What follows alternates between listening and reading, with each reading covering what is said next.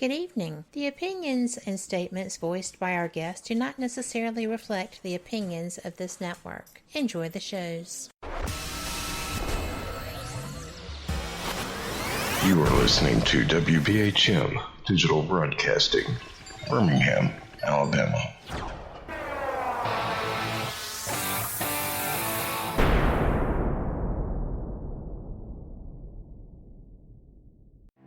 Headline edition, July 8, 1947. The Army Air Forces has announced that a flying disc has been found and is now in the possession of the Army.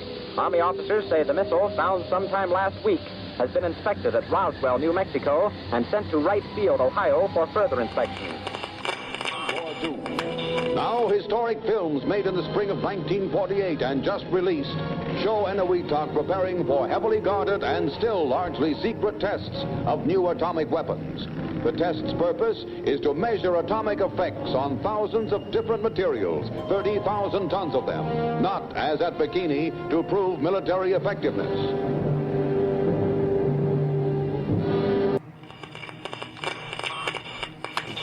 San Francisco police say that 9 persons have been arrested in a narcotics raid on the headquarters of the Grateful Dead, a widely popular singing group.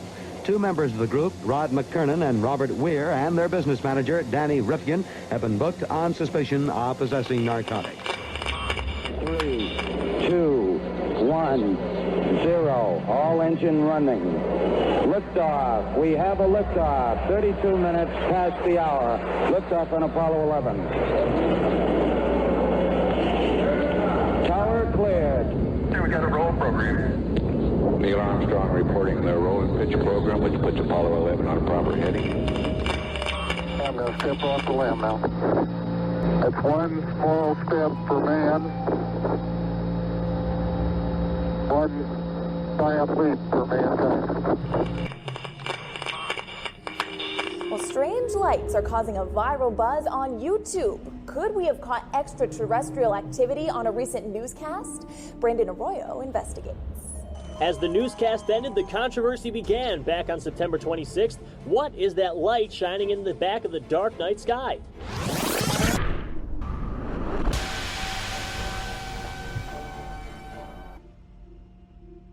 With coverage reaching all the way back to 1948, for over 70 years, Fate magazine has brought you reports of the strange and unknown, all of them true.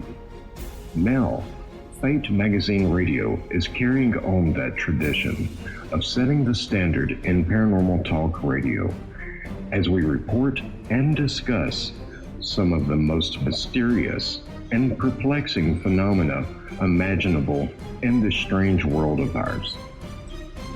Now, here is your host of Fate Magazine Radio, Kat Hobson.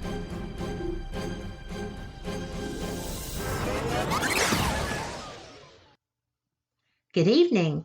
Welcome to WBHM Digital Broadcasting out of Birmingham, Alabama. You're listening to Fate Mag Radio, the online voice of Fate Magazine, and I am Kat Hobson, your host. I am so glad that you're here because this is going to be a fantastic show. Terry Lovelace is one of the people that I've met at UFO Congress who really struck a chord with me. He's great. He's funny. He's charming. He is in love with his wife, which is so much fun to be around. And he is one of the nicest people you could ever hope to meet. He had some experiences when he was younger that would make you think that might be difficult sometimes. But like a lot of experiencers, he chose to not share that for about 40 years because he liked making a living and supporting said wife and family. So we get to chat with him about the things that he went through. His first book, Incident at Devil's Den, A True Story, is something that I'm glad that I bought. I love it. I have just been taken aback every time I've read it. I'll pick it up and read through other parts just to make sure that I didn't misunderstand that. And now we actually get to talk about it. So, Terry, I am so glad you're here with me. Thank you. I am so glad to be here, Kat. It's really nice to talk, and I couldn't be happier. Yay! That was a wonderful introduction. Thank you so much. You're very kind. Well, I call them as I see them. That's how I see you. But and I did enjoy getting to spend time with both of y'all. It's nice to be around happy people. It is. I don't have time for unhappy people. Exactly. Especially the ones that try to make everybody unhappy with them. But they're out there. But, here you are. We are going to talk about your first book because now there's another. And that is Devil's Den, The Reckoning. And the title of that I found to be interesting. What kind of reckoning? Well, I call it The Reckoning because there were so many things left unsaid in the first book. I had a whole chapter that I resented that my editor was like, "No, you don't need this. Don't include this. You got too much stuff about your childhood in there already." So reluctantly I left it out. And, I left a lot of questions unanswered. That's like, I'll tell you one real quick is in the beginning of Incident at Devil's Den, I talk about a young man named Rodney Letterman, 32-year-old guy from Bartlesville, Oklahoma, who was at Devil's Den in August of 2017 when I was busy writing this thing. And he was walking along the Butterfield Trail and disappeared. And it's really a pretty cool story. It's a very sad story, but it's kind of a cool story. He was the second victim of Devil's Den that year. A young woman named Monica Murphy, 28 years old, fell off a 100-foot-high limestone cliff in the park, and it was ruled a suicide by the medical examiner. But suffice to say, it was a suspicious death. So Mr. Rodney Letterman is in August of 2017. He's with a friend from Bartlesville, Oklahoma. They drove down there to spend the night and walk the Butterfield Trail, which is a beautiful trail, nice paved trail, easy walk, I hear. And they're about a mile into their hike, and Rodney has an asthma attack. And he's like, "Oh, man, I left my inhaler back at the truck." He said, "Would you mind running back and getting it?" So his friend's like, "Sure, no worries." Ren runs back, picks up the inhaler, and is back, with Rodney in 30 minutes or less. And there's no Rodney. There's just a cell phone laying on the ground on the paved trail. And he calls for his friend because he knows his friend couldn't have walked very far in the middle of an asthma attack. And there's no Rodney. So he notifies the park rangers. And within an hour, there's a huge search going on. And they had a search for 7 days, an official search, that then transitioned from from a rescue to a recovery. Right. And the family paid for trackers up through late October, and they had the National Guard helicopters with the forward-looking infrared radar to see if they could pick up a heat signature. Mm-hmm. And nothing was ever found of Rodney. And I said in my book, if I ever get an update on Rodney Letterman, I'm going to let you guys know. So I'm going to let everybody know what happened to Mr. Letterman. In March of 2019, a young couple is walking down the Butterfield Trail, and the young lady looks to her friend and says, "Is that an albino turtle?" And albino turtle, and sitting on a log right on the Butterfield Trail, right off the trail, in plain view, there is this white object on top of the log. And the guy says, "Man, I don't know what that is." He walks over, he picks it up, and it was the skull cap. It was the top of Rodney Letterman's skull. And verified by the Bartlesville, Oklahoma medical examiner through DNA as being belonging to Rodney Letterman. And that's all that was ever found of the young man. But what's interesting is the placement of that thing. Yeah. That sounds like a message to me. It sure does. It sure does. That is bizarre. David Paulides wrote the books literally on people that go missing from state and federal parks. And Devil's Den is kind of a hot spot. There was a story about that I found independently from 1946 about and I included this in the book, about this young couple from Pittsburgh. I found the article in the 1946 Pittsburgh Press, and it's also in the Kansas City Times, where they had some relatives. Anyway, they were traveling from Pittsburgh to El Paso, Texas, to visit family. And they decided to camp. After World War II, there was a camping craze. I didn't know that. And I didn't know that either. Yeah, pull-behind campers were all the rage. And I guess with all the vets returning from World War II, it was, a nice way to get out in nature and peaceful and that kind of thing. And so they had a pull-behind camper, and they landed at Devil's Den State Park to spend 2 nights and then on to El Paso. So they wake up on the first morning, and Mom is putting breakfast on the picnic table. And 7-year-old Catherine Van Alst is running around the camper like kids will do with her 2 younger brothers behind her. And Mom has an eye on them. And she sees the 2 boys pop out, and they stop and they're looking kind of puzzled. And she's like, "Boys, where's your sister?" And they're like, "Well, she was right here." So Mom says, "Go find her." And of course, they run around, they go to the bathroom, they go to the kiosk, they go to the ranger station, they look around, and they can't find her. So they come back, and everybody gets concerned, and they wake up the old man. He gets up and they wake up some other campers. Other campers get involved. They start a search, and by noon, the park rangers are involved. And by 1 o'clock, the rangers from there's an adjacent, Devil's Den is a state park. And then across the road to the east is a large Ozark National Forest, which is a federal park. And the federal guys came over to assist in the search. And everybody thought they'd find her within an hour. And the search for her was one of the biggest they've ever done. They had volunteer pilots from the Civil Air Patrol out of Little Rock place. And most days up to 2,500 volunteers, many of them from Arkansas State University that were bussed in to help look for her.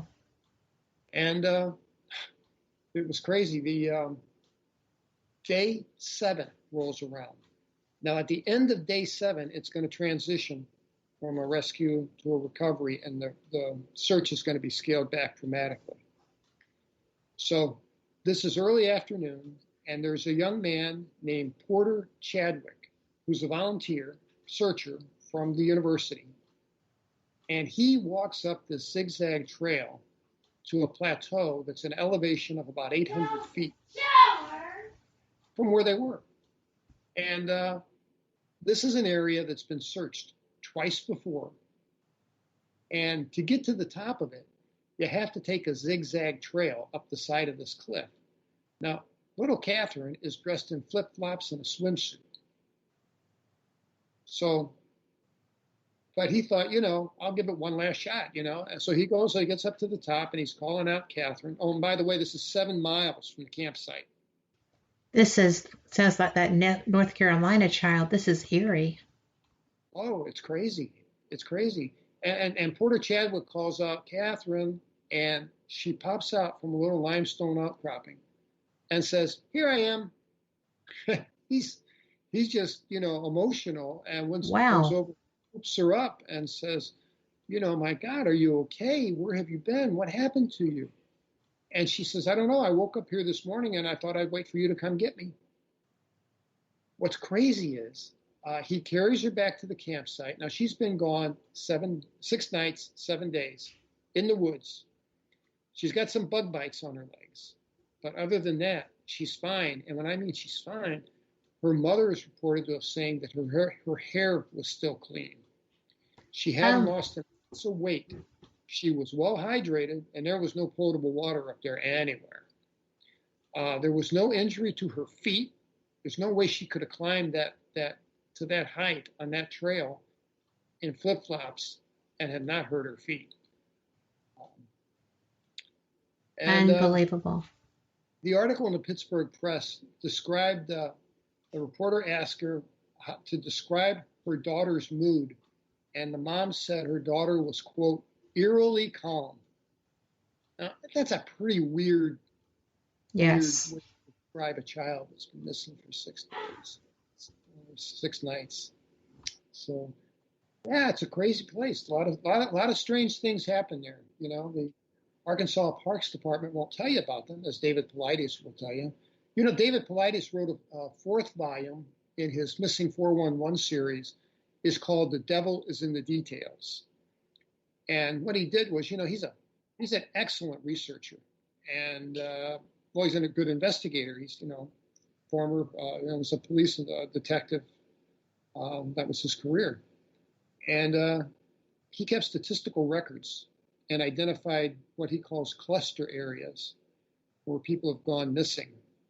And Devil's Den is one of those places identified in the book. And he tells Catherine Van Alst's story in his book as well. You know,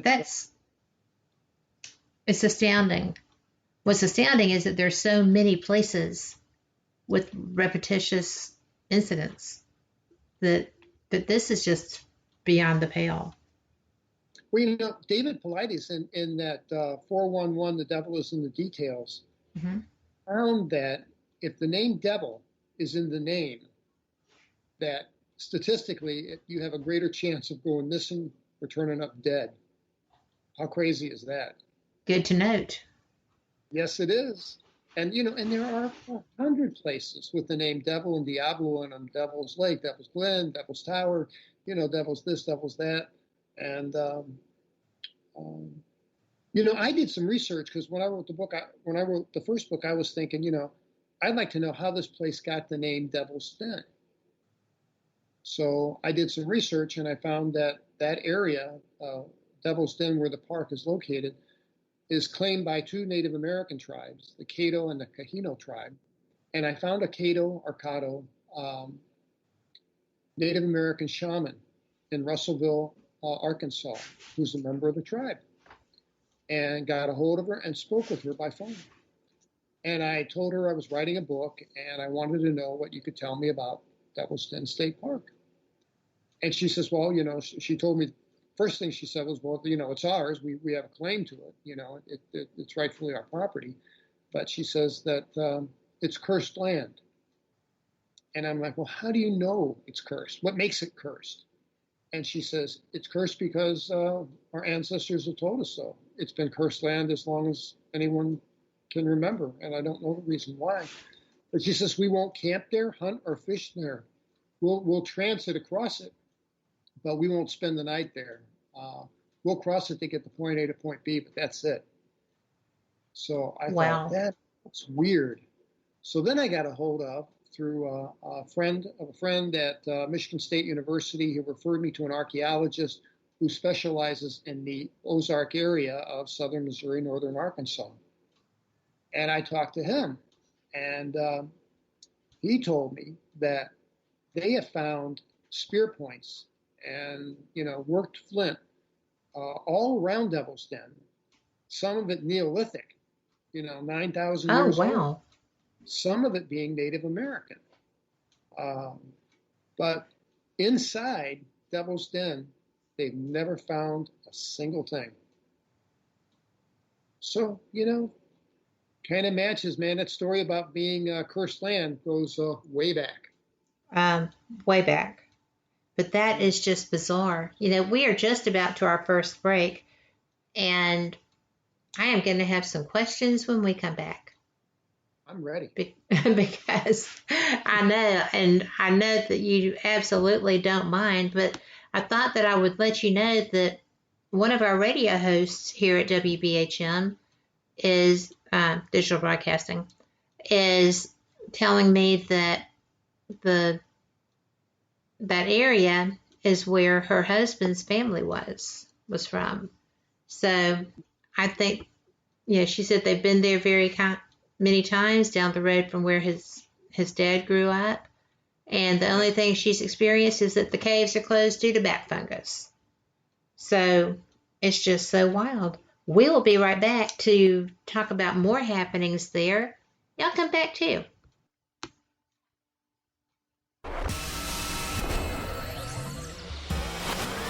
You are listening to WBHM Digital Broadcasting, Birmingham, Alabama.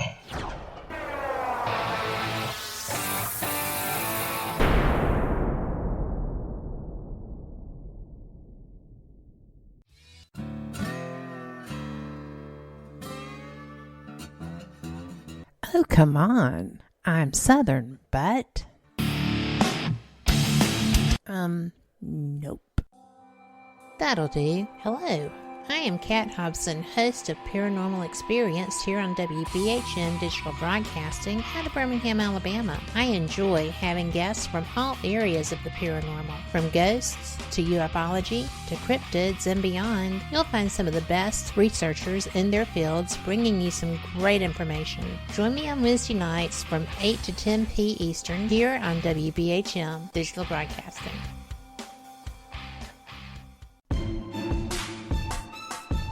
You are listening to WBHM Digital Broadcasting, the best in paranormal talk only on Paranormal Experience Radio. Broadcasting live out of Birmingham, Alabama. Since 1948, Fate magazine has brought you reports of the strange and unknown, all of them true. Fate Radio is carrying on that tradition, bringing you the unusual, macabre, strange, and bizarre. Join host Kat Hobson Sunday nights from 8 to 10 p.m. Eastern on WBHM Digital Broadcasting.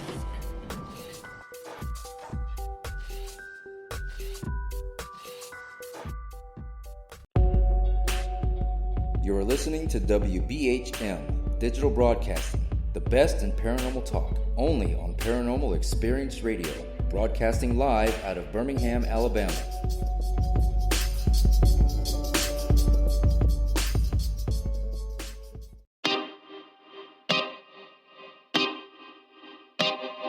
This is Jason Bland, host of Midwest Paranormal Presents Paranormal Soup, where we stream live as a webcast every Sunday night, 11 p.m. to 2 a.m. Eastern, with guests who will blow your mind. Live ghost box sessions where you can call into the show to see if the spirits will talk to you, and the world wide web of weird with the latest in paranormal news and evidence. We're bringing the weird every Sunday night, 11 p.m. to 2 a.m. Eastern on our Facebook page and YouTube channel. Don't forget to follow and subscribe.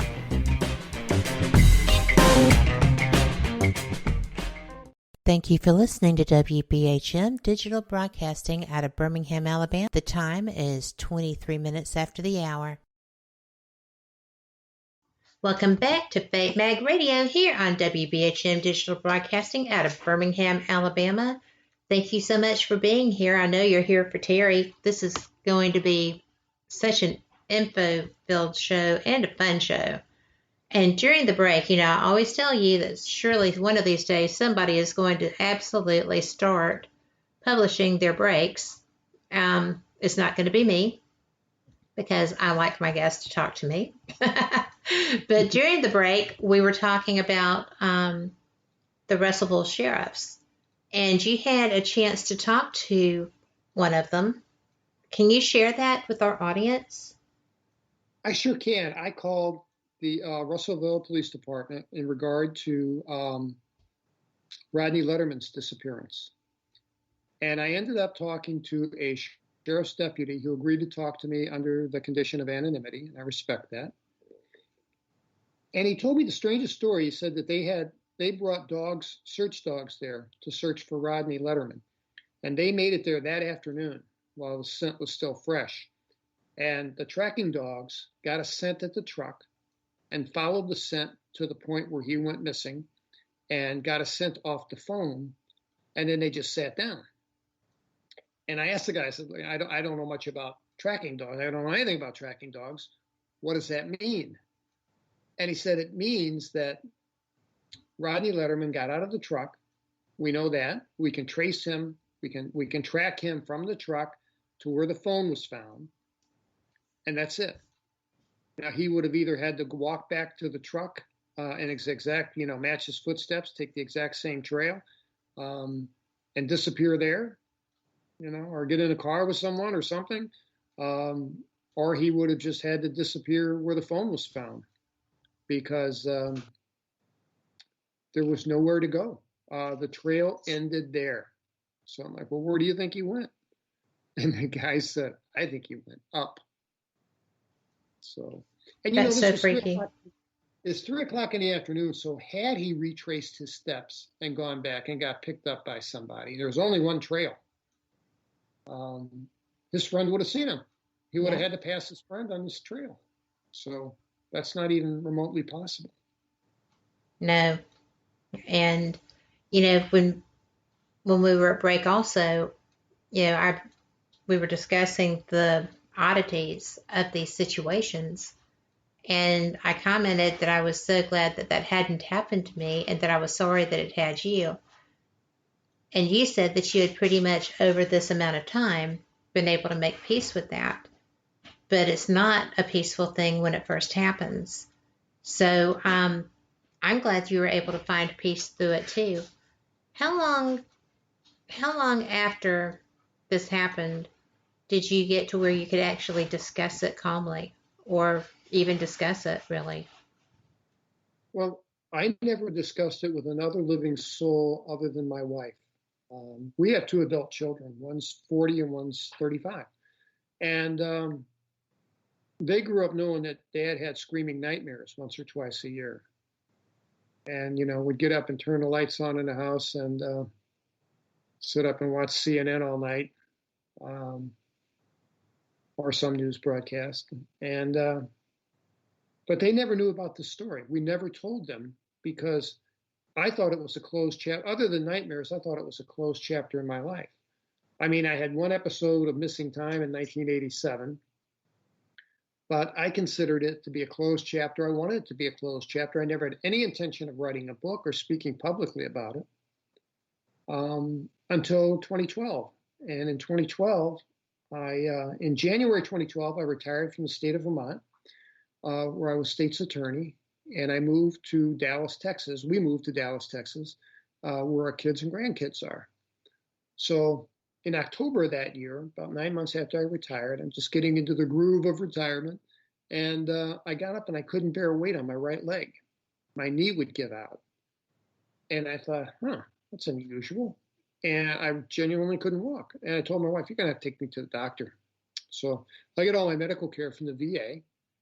So I went to the VA emergency room and I waited my turn, and a nice PA examined me and said, let's get some x-rays. And she sent me to the x-ray room in a wheelchair, and the tech took over. And the x-ray tech, she had me she took 2 pictures of my leg, one from, a straight on angle and one with my leg bent. And she's kind of like, And she takes another set. And she says, have you been in an accident or had a shrapnel wound or some injury to that leg? And I'm like, no, never. I mean, I had skinned knee as a kid, but nothing. I've never had a significant accident or anything. And she says, well, you have metal in your leg. And I'm like, well, that can't be good. Can I see the x-ray? And she said, well, I've asked the radiologist to come down. So he's on his way down, and he'll show you. So the radiologist walks in, kind of annoyed to be called, and, Of course. And he pops the x-ray up in the view box, and he is like, And, I can see wheels turning in his head, and he walks over to me and he pokes me in the knee and says, it'll be right here. And I'm like, what'll be right here? And he says, you're going to have a scar right here because you see this object, this one that, and if anyone wants to look at these x-rays, they're on my website at terrylovelace.com. Yes, they are. And they're amazing. Yes. And you can see them there. And, he said, there's a square, what looks like a man-made structure about the size of a fingernail with 2 wires off of it leading up. And he showed me on the film. And I'm like, weird. But you know what struck me right away was that spot, that exact spot on my knee. I started running in 1979 when I got out of the military. And I would run, I wasn't a marathon runner, but I would run 2 to 5 miles a day. But I ran most every single day.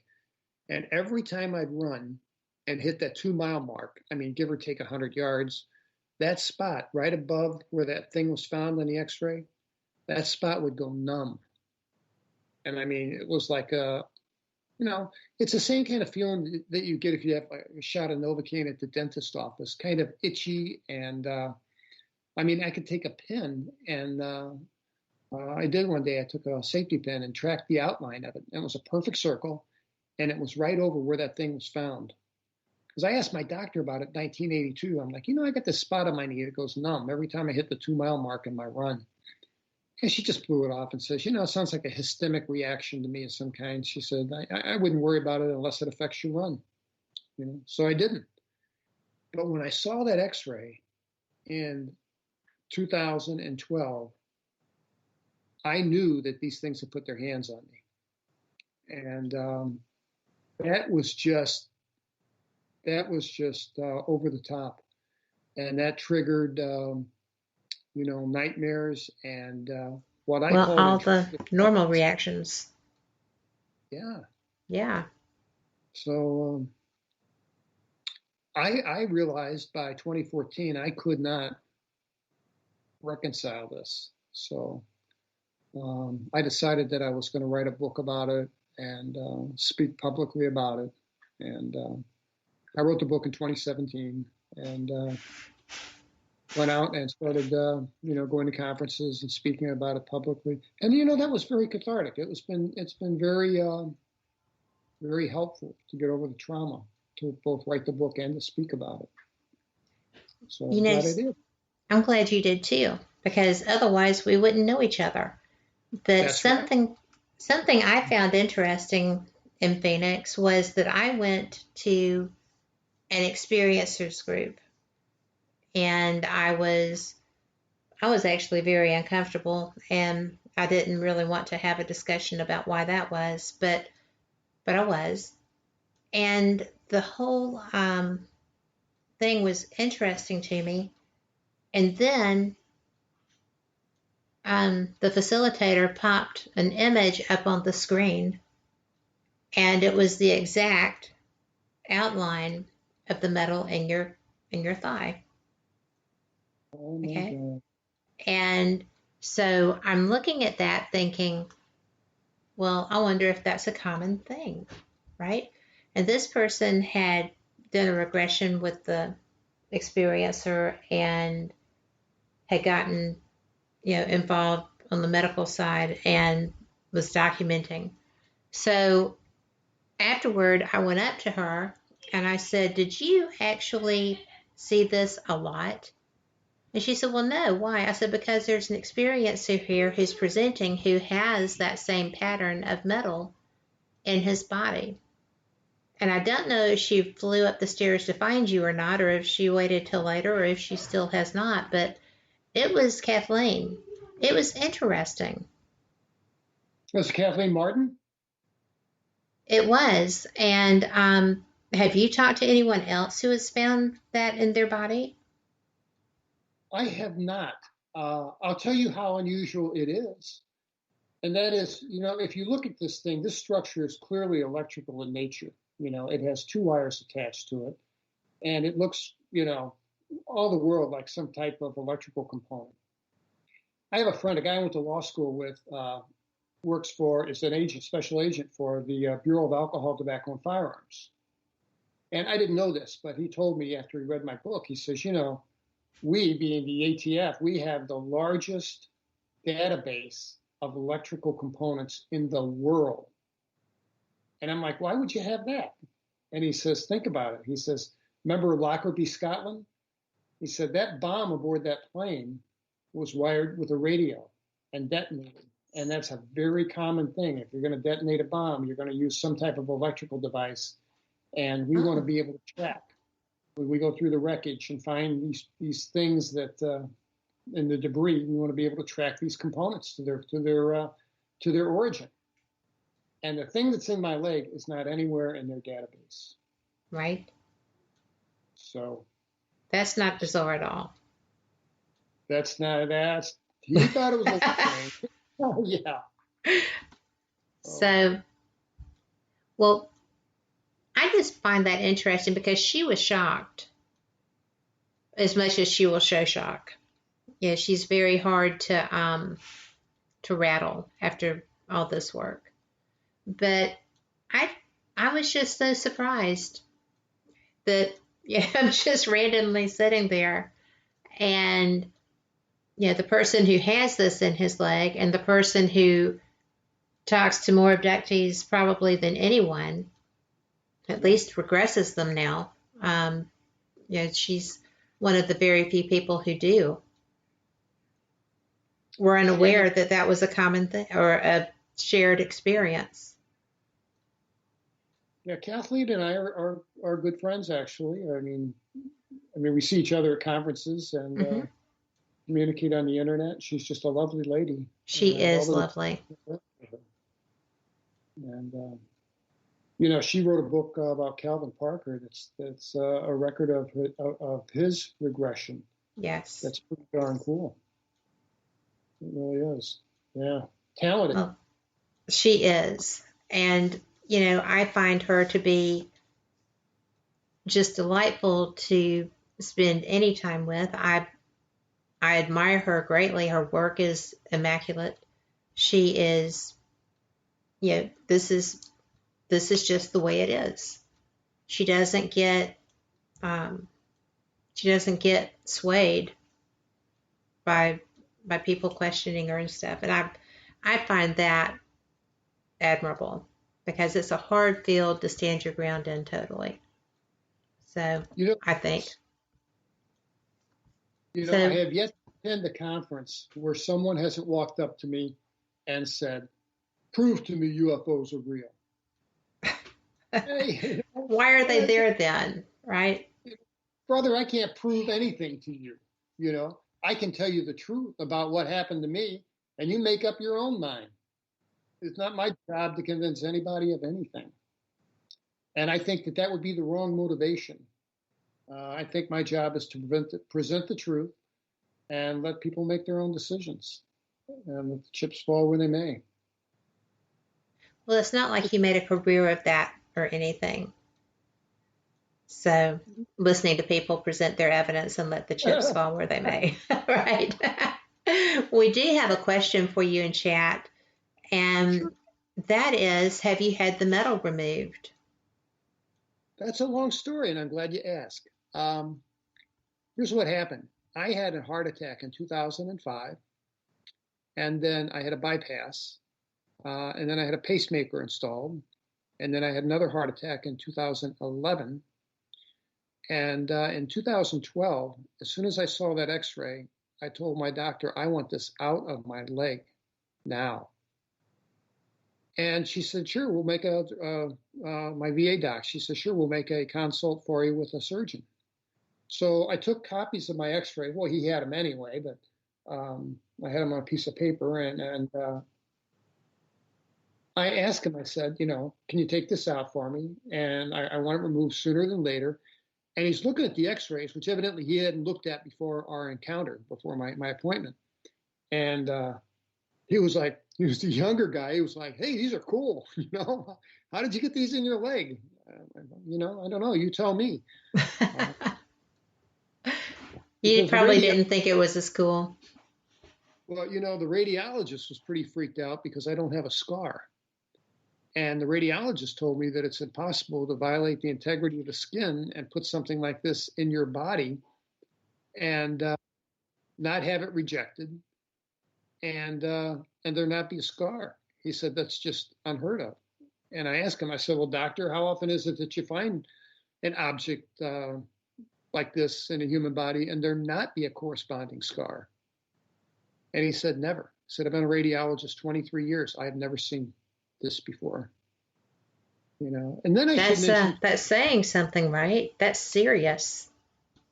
There's a second X-ray of the calf of my leg, about 8 inches below my knee, in the calf muscle of my leg, same leg. And in that X-ray, and that's on my website too, you can see a floret pattern of bone tissue. And because that was the second thing the radiologist said. He said, you have some bones in your lower leg. And I'm like, well, isn't that normal? That's a plus. Yeah.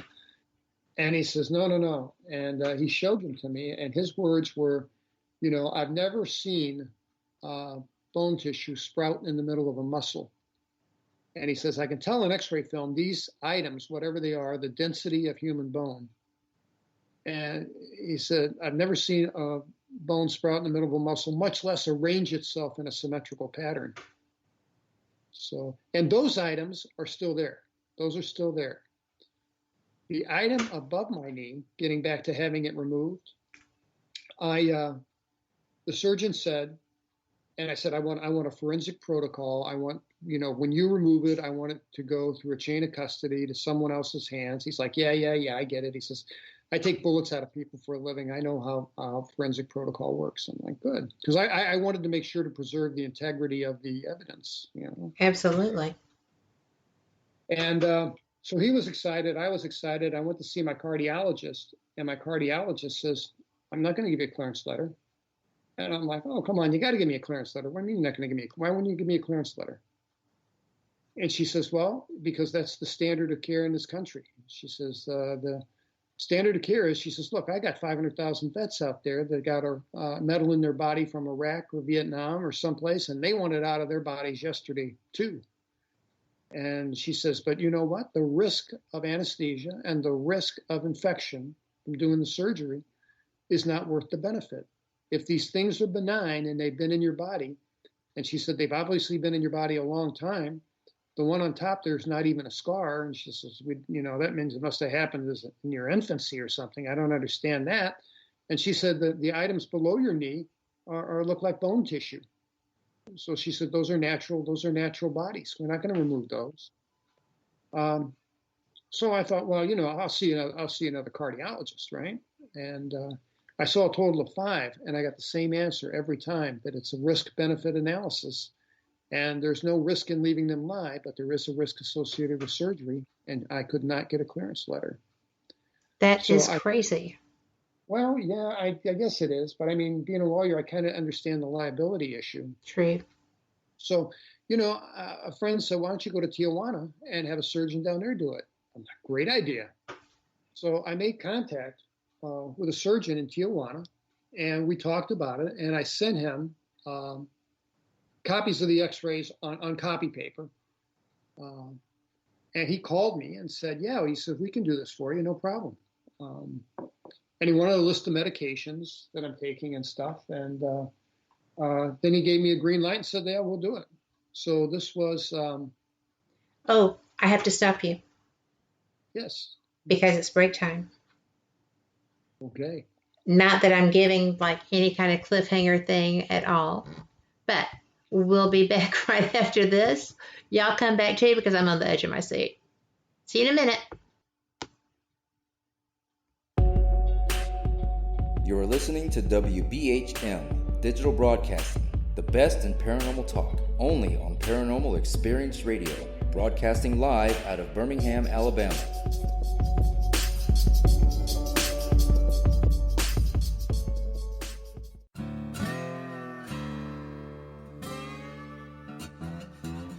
Oh, come on. I'm Southern, but...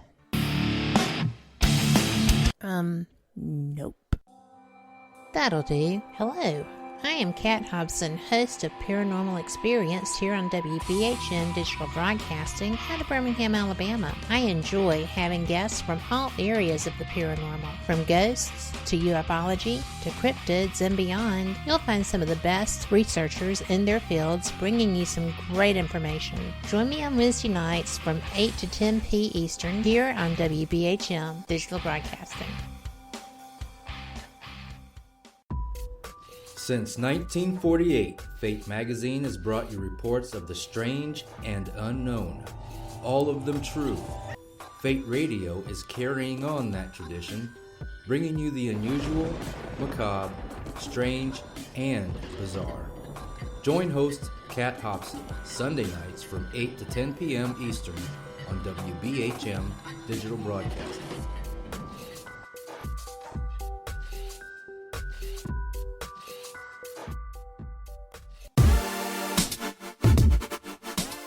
You're listening to WBHM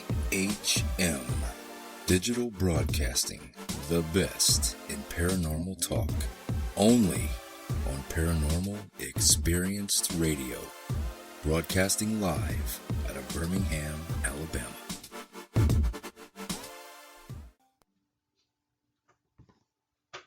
Welcome back. I am so glad you're here, and I'm so sorry I had to interrupt that fantastic moment that we were achieving with that experience you were having, Terry. You were talking with the Mexican doctor in Tijuana. So what happened? Yes, so I was, and we made tentative plans to do it the first week in December. So I was thrilled. And this was the beginning of toward the end of September. And on the third week in October, and this is in the final chapter of Incident at Devil's Den, I woke up somewhere around 2:30 a.m. I opened my eyes, and instead of being in my bedroom, I'm seated in my living room. Now, I have never sleepwalked, not once in my. And that is so low. Oh, it's just strange, and but I wasn't panicked or freaked out. I had this in 1977 when they took my friend Toby and I. We had this feeling of calm wash over us as the craft got closer to us, and I mean it speaks to the amount of influence or control that they have over us. Mm-hmm. Because our reaction to that was just muted. It was just not appropriate to what we were seeing. And I felt that same kind of mild sedation and maybe even just a little bit of disinterest, almost more like an observer than a participant in what's going on. It's a strange place to be. But I wasn't freaked out. And I saw this seated directly across from me on the sofa. I saw what I took to be a petite Asian woman dressed in black with a red scarf around her neck. And she looked to be about 4 foot tall and very petite. She had on a black cotton blouse, black slacks, black like sturdy nursing shoes with kind of a higher heel, I'm sure to compensate for her short stature. And she had on black sunglasses, oversized, and a black wig. And the black wig was a cheap costume wig. And I couldn't see her from behind, so I didn't understand at the time, but it was a wig made for a human head, and she was not a human being. Well, that was interesting. Wow. The back of her head is bulbous. It's the back of her head is much larger than our cranium. And so this wig that she wore kind of was jammed on top of her head, and I discovered she had no ears, so she had just put the arms of the sunglasses up under the wig to keep them on her face. Oh my goodness! That was trying very hard. Well, the first thing that came to my mind was, why are you in my living room? And I said, does this have anything to do with what's in my leg? And she replied, and I heard her telepathically. I know, I heard her, but I heard her telepathically, as crystal clear in my head as any spoken voice I've ever heard. And she said, "It's nice to see you again. Yes, this is about the thing in your leg." Oh, my word. And she told me, she says, if you continue to speak about this and if you write a book, she said, your government will not be happy with you. And she says, if you have the thing above your knee removed, my host will not allow it. And she used the word host, H-O-S-T-S, as in plural. And host can be a noun or a verb. I mean, you can host a dinner party, you can be a host. There's a parasitic symbiotic relationship for a host. And so, it has a lot of different meanings. And I'm like, who are your hosts? And she said, you call them aliens. I call them my hosts. They're not alien to me. And I thought, well, that's almost poetic. Anyway, she said, if you continue with your plan to have it removed, she said that her host, being E.T., would come and remove it from your leg. And that was pretty much it. And I went to sleep in a chair and woke up in my bed. Unreal. So I thought, it was a dream or what? But no, this was no dream. I have no doubt that this was no dream. Third week in November, matter of fact, November 17th is the day. On November 17th, I woke up, usual time in the morning, and I had a terrible pain in my upper legs. And I had 2 puncture wounds, one at the top of each leg. Just weird, they weren't bleeding, but they were deep. They were puncture wounds. And I saw them, and I told my wife, I intuitively knew. I told her, I said, they came and they got their merchandise last night. They came and took this thing out of my leg. And she says, well, why would they make a hole at the top of your leg when this thing is at the bottom of your leg? And I'm like, I have no idea, but that's what I think happened. And, that's so weird. We don't know how far up my leg those wires went because they end at the top of the x-ray. So I got up and I was in a lot of pain. The bruising, I think the photographs of that are also on my website. Yes, they are. The bruising came out about 36 hours later. But that morning, I grabbed copies of my x-ray on photo paper and photocopy paper, and I went out to find an x-ray. And I'm thinking, where can I go and get an x-ray? Because I knew I couldn't just walk into a freestanding clinic. I knew that if I walked into a doctor's office, I probably wouldn't be well received. And I thought, I'll go see a chiropractor. Because I know these guys look at 100 x-rays a week. So I went to a chiropractor's office, and he was busy. It was a Saturday, and I don't have an appointment, but they said they would, quote, work me in. So I sat there for about 45 minutes, and then he calls me, and nice guy, he calls me back, and he says, okay, show me where you're hurt. And I took my pants down and showed him. I said, I got these puncture wounds here. And he looks at me and said, how did you get those? And I said, well, I'm going to be absolutely honest with you, doctor. I think that aliens came last night and removed an implant from my leg. And I think they made these puncture wounds, and I need an x-ray to find out if they removed their implant or not. Not that he doesn't hear that every day of the week, right? Oh, yeah. But good heavens. What am I going to say? I'm going to say the truth. And well, that's what you do. He's got me by the elbow, and he's walking me toward the door saying, I'm sorry, but I don't think we can help you. And but I knew he looked at a lot of x-rays, and I held up those pieces of paper that had the x-rays on them in front of his face, right as we're about 4 feet from the door. And he stops. And he takes the pieces of paper and looks at them and says, follow me.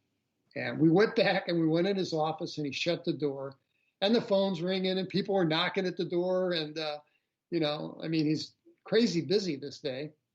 And he looks at these 2 x-rays on paper, and he sets them on a table, and I sit down in front of his desk, and he says, tell me about these. Tell me the quick version.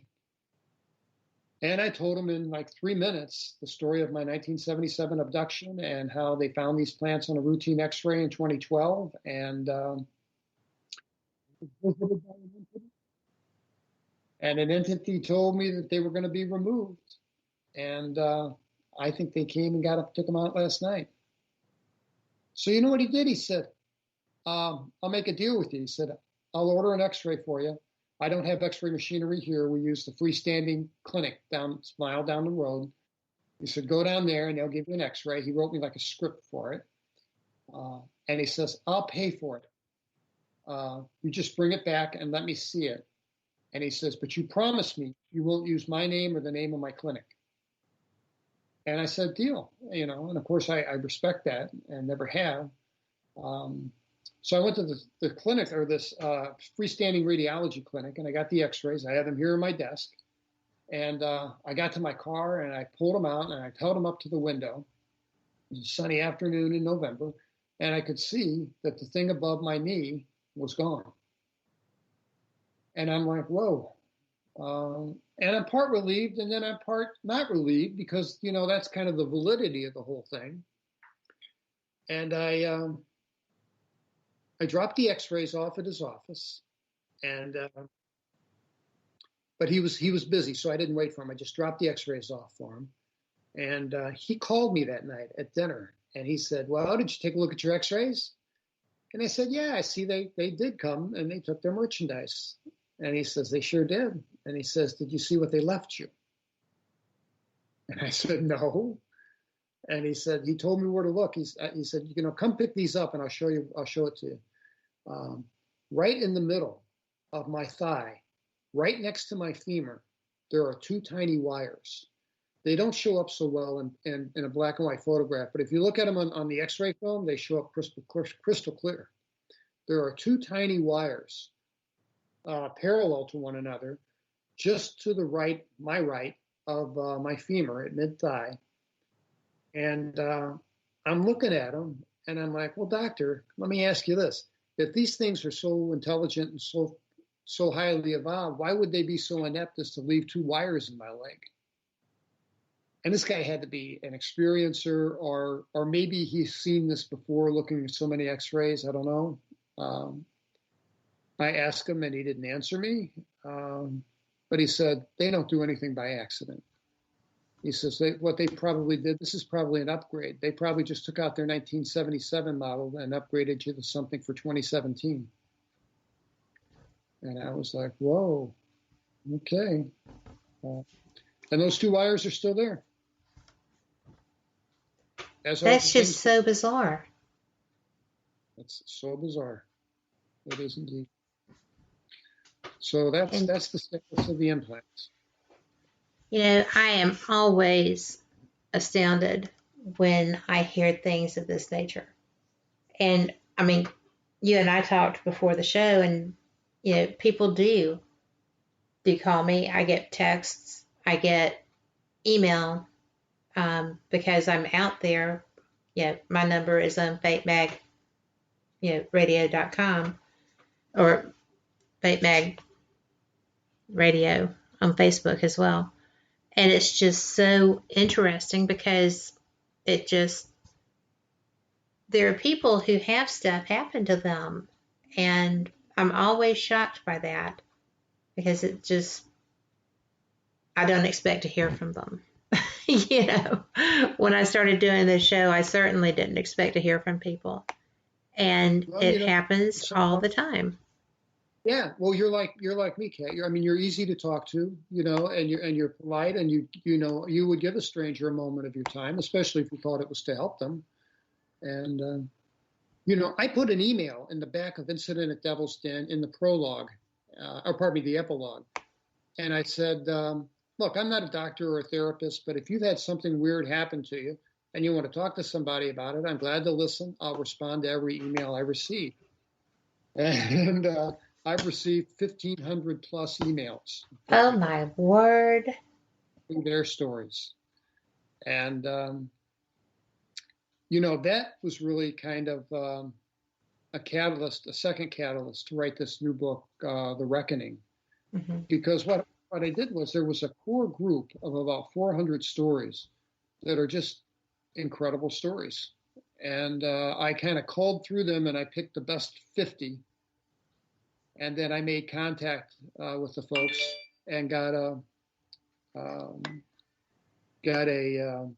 rapport going with them, and asked them, can I use your story? Can I tell your story for you?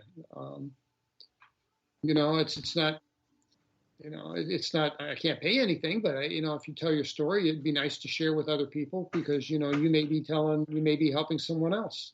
That's true. You have. And some people said, yeah, I'll do it, but I want to do it anonymously. Other people, like Billy Hallman, said, no, I don't care. Use my real name. But I collected 30 of the very best of the best. And they're just very cool stories. And if we have time, I'd like to share a couple with you. We do right after this commercial break. Well, actually, after the top of the news hour. This is this is our news break. We'll be back in 5 minutes or so. And y'all know I always say I'm hoping for a little good news. I'm still in there. I'm looking for good. So y'all do that too. And just remember that there's always a flip side. And we'll be back on the other side of this one. Thank you so much for being here. Be sure you come back and y'all will get to enjoy these experiences that Terry Lovelace is going to share with us. See you then. This message comes from NPR sponsor Cox Panoramic Wi-Fi Advanced Security, protecting connected devices to avoid sketchy sites with real-time alerts. More at cox.com/pano. Restrictions apply. Copyright 2020 Cox Communications. All rights reserved. Live from NPR News, I'm Janine Herbst. House lawmakers who argued the second impeachment trial of former President Donald Trump say they feel his acquittal doesn't mean the trial was a failure. NPR's Mara Liasson reports. House Manager Stacey Plaskett tells NPR she feels the House created a permanent record of Trump's failure to uphold his oath of office. Although they didn't get the 67 votes needed to convict, 57 senators, including 7 Republicans, voted guilty, establishing that Trump's last act in office was to urge his supporters to overturn a free and fair election. President Biden issued a statement after the vote saying that the substance of the charge against Trump, inciting an insurrection, is not in dispute. And Biden quoted Senate Minority Leader Mitch McConnell, who voted to acquit, but also accused Trump of a, quote, disgraceful dereliction of duty. Mara Liasson, NPR News, Washington. Amid promising news of more than 1.5 million COVID-19 vaccinations happening every day and case numbers falling across the country, there is growing concern about the variant first identified in the UK. NPR's Selena Simmons-Duffin has more. The variant, known as B.1.1.7, has spread to dozens of countries, including the U.S. It's known to be more contagious than the original SARS-CoV-2. Now, an analysis from a UK government advisory group finds that it is also, quote, likely that it causes more hospitalizations and deaths.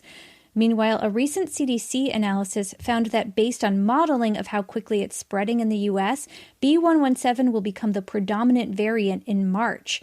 Health officials described the vaccination campaign as a race against the virus, especially with this and other variants of concern. So far, vaccinations are on track to exceed President Biden's goal of 100 million shots in his first 100 days. Selena Simmons-Duffin, NPR News. New Zealand's largest city, Auckland, has been put under a snap coronavirus lockdown. Rachel Bongiorno has more. New Zealand Prime Minister Jacinda Ardern announced a strict 3-day lockdown and a border placed around Auckland after a family of 3 all tested positive for COVID-19, the first local infection since late January. While the mother works in the laundry department for a large airline catering company, the source of the infections are unknown.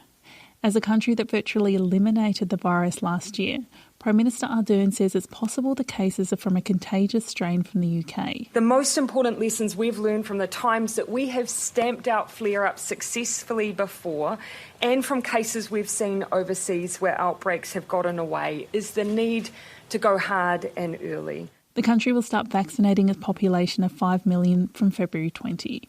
For NPR News, I'm Rachel Bongiorno in Melbourne. Asia markets are trading higher at this hour. The Asia Dow up about 0.7%. This is NPR. 13 Turkish citizens have been found dead in a cave in northern Iraq, according to officials. NPR's Alice Fordham reports Turkish forces have been striking a Kurdish militant group in that area. Turkey's Defense Minister Hulusi Akar says the 13 people had been kidnapped, a fact that had not previously been revealed for security reasons. After 3 days of Turkish bombardment targeting the Kurdish group the PKK, which Turkey considers terrorists, ground troops were deployed, landing by helicopter in the mountainous area. In the course of a ground operation, they found the bodies in a complex of caves. Turkey says the military operations against the PKK are over for now and that its forces killed dozens of Kurdish militants. The militants said in a statement that the Turkish air raids killed the prisoners. Militants said they were soldiers, police and intelligence officers. Alice Fordham, NPR News, Iraq. In Myanmar, political tensions are high as armored personnel carriers are in the country's biggest city, along with rumors of an internet shutdown soon. This after thousands of protesters gathered across the country over the military seizing power, ousting Aung San Suu Kyi from office. She is under house arrest. The U.S., Canada, and 12 European nations are calling on the country's new military leaders to refrain from violence against the demonstrators and condemned the arrest of the political leaders and the activists. Suu Kyi may appear in court tomorrow. U.S. futures contracts are trading higher at this hour. The Dow futures contract up about 0.1%. I'm Janine Herbst, and you're listening to NPR News. Welcome back to WBHM Digital Broadcasting out of Birmingham, Alabama. The time is 5 minutes after the hour. Welcome back for the second hour of Fate Mag Radio, the online voice of Fate Magazine, here on WBHM Digital Broadcasting out of Birmingham, Alabama. And I'm going to tell you, if you have not seen the newest Fate with the mermaid on the cover, you are missing out. And you can just go right to fatemag.com and check out all of our archives. Phyllis has the best organization system. I don't even know how she does it, but she can pull out an archive and remember it from decades ago. She did that with one of my guests who thought that she had been, had not had her article accepted, and come to find out she had been printed, and Phyllis went and pulled 2 copies and snail mailed them to her, so now she's got that. So you never know.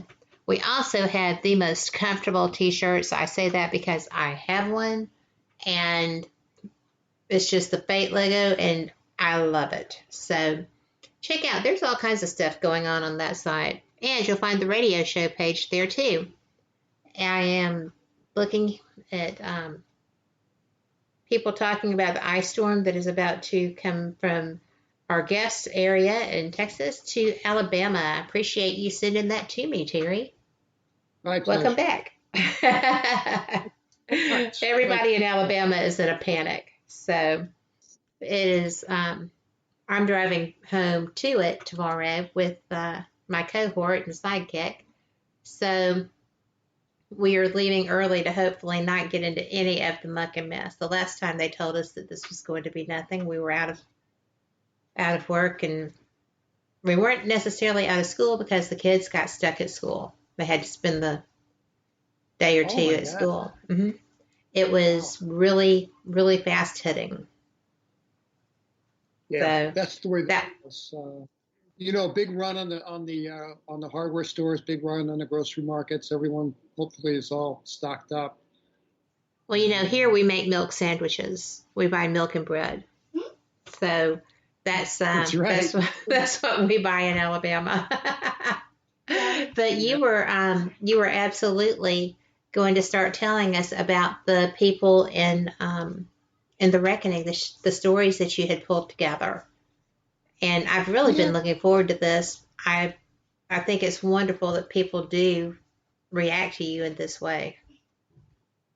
Well, I kind of became an inadvertent UFO investigator, and that was never the object of the exercise. But I'm very humbled by the fact that these folks write to me and pour their heart out and share their stories, and most of them say, look, I got nobody else I can tell that to. And while I'm thinking about it, I want to tell the audience, if you've had a paranormal experience involving especially abduction, UFO related, there is an organization that provides support, and they have an excellent online support system. They don't charge you any money. They're a nonprofit organization. They've been around since 1994. I've been on their board of directors. Linda Moulton Howe took my place, and she's on their advisory board now. They're good people. So if you need help, or if you just want to check it out, their email address is Opus Network. Opus spelled OPUS, for Organization of Paranormal Understanding and Support. OpusNetwork.com or .org rather. OpusNetwork.org. So that's my shout out for my friends at Opus. That's huge. But they're good people. So these people are writing to me and really sharing stories that they got nobody else to share it with. And I had some amazing stories, and I laid them all out. I had 1,500 emails so far, and I've returned every single one. Matter of fact, it's a routine. I get up early in the morning, I make a pot of coffee, I come in here, and that's the first thing I do is I return all my emails. And I reached out to about, what I did was I boiled it down. There's a group of about 400 out of the 1,500 that are just really solid with a lot of evidence and a lot of things that are verifiable for the most part. And out of them, I took 50 of the best and then boiled it down to 30. And these are the stories that I share. And when I did, I kind of ran the demographics. I like making spreadsheets, I know I'm weird. It's the guy thing. It's the guy with that mindset thing. Yeah, so Microsoft Excel, so I did a spreadsheet and I was just blown away by the demographic. The majority of the people that had these really emotive, compelling stories were age 50 and above. And the first story... That seems odd. It does seem odd to me. I thought there'd be a lot more young people. And there were young people, but by far and away, of the really solid stories, most of them were 50 and over. Wow. And the first one in my book is called The Christmas Storm. And the young lady that told me the story is named Olivia. Olivia lives in Henderson, Nevada, and is 76 years old. Now, I don't think very many 76-year-old women are going to make up a fairy tale. And I talked to this woman by phone. We carried on like a back and forth email thing. And she says, I'd be more comfortable on the phone, I think. This is cumbersome for me. And I said, sure. And actually, I welcomed the chance to talk to her because I kind of wanted to gauge her, not that I'm qualified to do a cognitive assessment on it. For that matter, I can't judge the validity of anybody's story, but I think I'm a pretty good. I was going to say you were involved on the bench for too long not to have good radar for the truth, I think. Yeah, I think so. And I think that comes with experience from, cross-examining witnesses and the like. And this woman just blew me away with honesty and sincerity. And here's her story. It's so cool. She said that in March of 1968, she was living in Las Vegas with her husband. Her husband was a nephrologist, a kidney doctor at the local hospital in Las Vegas. And he, like most doctors, worked 70 hours a week and was subject to call and all that. But he got one 4-day weekend a month. And she had relatives in Reno, and he had good friends in Reno. And once a month on that 4-day break, they would make the drive from Las Vegas to Reno, spend a couple of days, and then turn around and come back home. So, it's a couple-hour drive. And there's at the halfway mark, there's like a truck stop kind of thing called the Stagecoach. I had different reports that it's still there and it's not. I should look it up on Google. But she said that the Stagecoach is where they always stopped and they had dinner there and gassed up and then did their last leg of the trip. And usually they would do this during daylight hours. Well, her husband got tied up at the hospital, and where they usually leave at 2 or 3, they ended up leaving at 6 o'clock p.m. So when they leave the stagecoach after dinner, they didn't drink any alcohol. They hopped in their car and started to Reno, and it was well after dark. They're about 10 miles on the other side of Reno, and there's nobody else on the highway. And up ahead of them, they can see this glow of white light to the right. And, they've been on this route 100 times. I mean, I don't know if that's an exaggeration or not, but a lot. It's a monthly deal. So they were curious because they didn't think there was anything out there but desert. And when they got closer, they could see that it was a box store. I mean, not like a Walmart or something, just like a small retail store. And it was lit up like crazy. She said there was white light pouring out of the windows in the front of the place. It had a long porch in front, and it had the words Christmas in green neon spelled out in green neon lights above the store.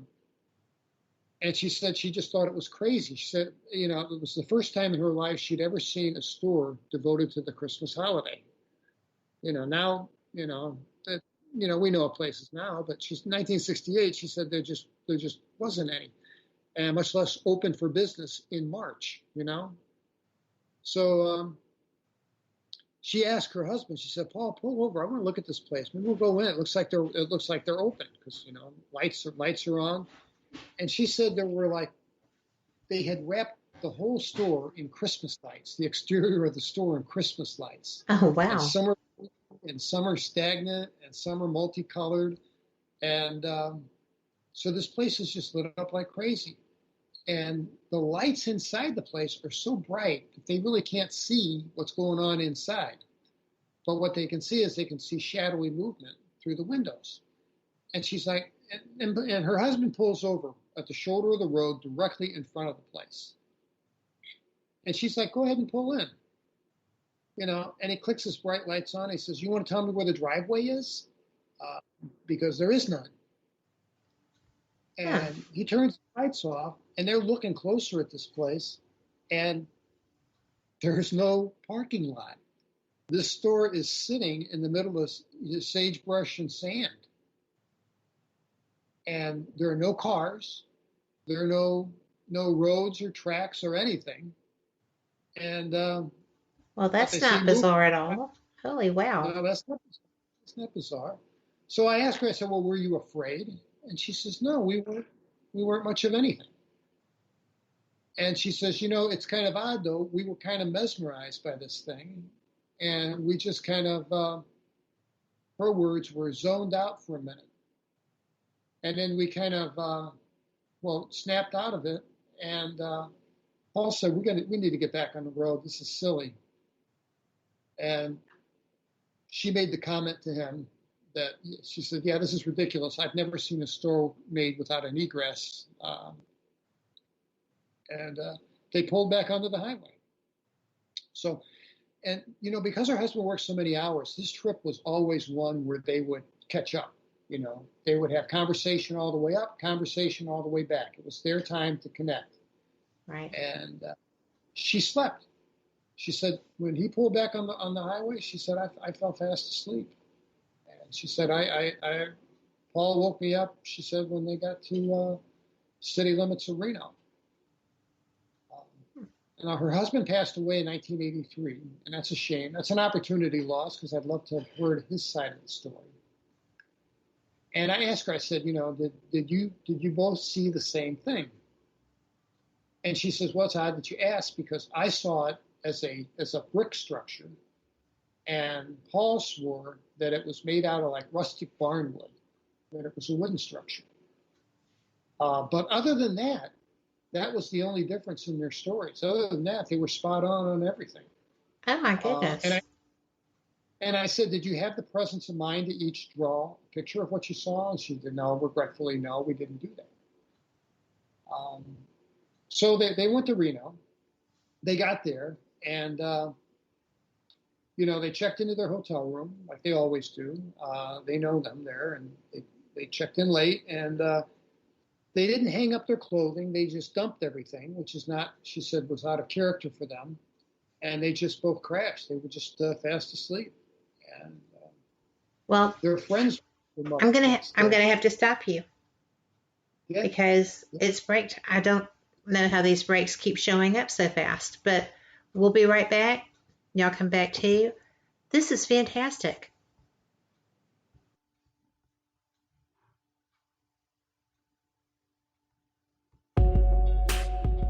You're listening to WBHM Digital Broadcasting, the best in paranormal talk, only on Paranormal Experience Radio, broadcasting live out of Birmingham, Alabama.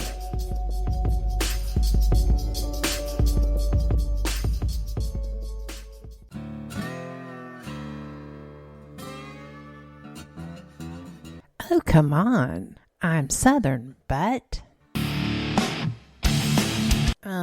Nope. That'll do. Hello. I am Kat Hobson, host of Paranormal Experience here on WBHM Digital Broadcasting out of Birmingham, Alabama. I enjoy having guests from all areas of the paranormal, from ghosts to ufology to cryptids and beyond. You'll find some of the best researchers in their fields bringing you some great information. Join me on Wednesday nights from 8 to 10 p. Eastern here on WBHM Digital Broadcasting.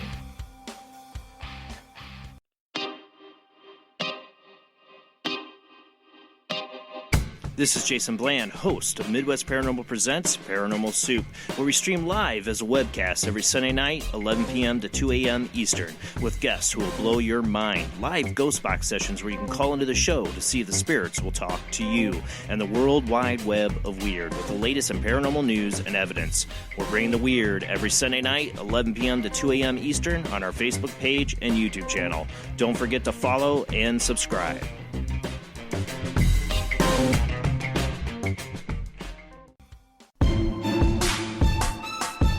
You are listening to WBHM Digital Broadcasting, the best in paranormal talk, only on Paranormal Experience Radio. Broadcasting live out of Birmingham, Alabama. Thank you for listening to WBHM Digital Broadcasting out of Birmingham, Alabama. The time is 45 minutes after the hour. Welcome back to Fake Mag Radio, and I am not going to take another moment before I just turn this right back over to Terry. I'm sorry to interrupt you. Well, thank you very much. I'll pick up where I left off. Thank you. That was that Olivia and her husband, Paul, went to sleep, and, normally they would, after the ride, kind of, her words, decompress a little bit or maybe have a cocktail at the bar. But they didn't do any of that. They just crashed. And they were sound asleep until their friends woke them up with a phone call the following morning. And she said they slept 10 hours, which they never do. And she said that, I asked her, so, were you guys sick? Did you suffer any ill effects from this? And she says, you know what, we just felt kind of out of sorts. We felt mentally like we didn't have our wits about us. But she said that was lasted about 24 hours, and then we were back in business. We were fine.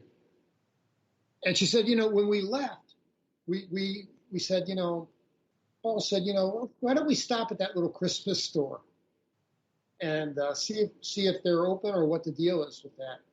And she says, I'm glad you brought that up because that has been on my mind. And of course, you know what happened. You know what happens. They get 10 miles north of Tonopah, and there is no store. There's no evidence there's ever been a store. There's nothing there. And they're sure they got the location right. So they drive, and they say, how did we miss this? And they turn around, and they go back, and they did that 3 times. And they're like, oh, man, well, that doesn't make any sense. Was it south? No, we're sure it was north. It was after dinner.